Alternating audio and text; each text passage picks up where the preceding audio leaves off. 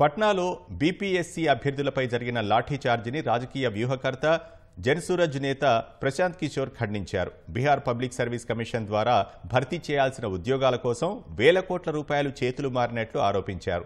ఈ వ్యవహారంపై ముఖ్యమంత్రి నితీష్ కుమార్ స్పందించకపోవడంపై తీవ్ర అసంతృప్తి వ్యక్తం చేశారు. నిరసన తెలుపుతున్న అభ్యర్థులపై పోలీసులు జలఫిరంగులు ప్రయోగించడం, లాఠీచార్జ్ చేయడంపై ఆగ్రహం వ్యక్తం చేశారు. పేపర్ లీక్పై పోరాడుతున్న యువతపై పోలీసులు అనుసరించిన వైఖరి సరికాదన్నారు. పోలీసుల చర్యలకు నిరసనగా జనవరి 2 నుంచి ఆమరణ నిరాహార దీక్ష చేయనున్నట్లు ప్రశాంత్ కిషోర్ తెలిపారు. మరోవైపు పోలీసులు విద్యార్థులపై లాఠీచార్జ్ చేస్తున్నప్పుడు ఆయన అక్కడి నుంచి వెళ్లిపోతున్న పలు వీడియోలు సోషల్ మీడియాలో వైరల్గా మారాయి. ఈ నేపథ్యంలో విద్యార్థులకు ప్రశాంత్ కిషోర్కు మధ్య వాగ్వాదం నెలకొంది. తమపై పోలీసులు లాఠీచార్జ్ చేసేటప్పుడు అక్కడే ఉండకుండా ఎందుకు వెళ్లిపోయారని అభ్యర్థులు ప్రశాంత్ కిషోర్ను ప్రశ్నించారు.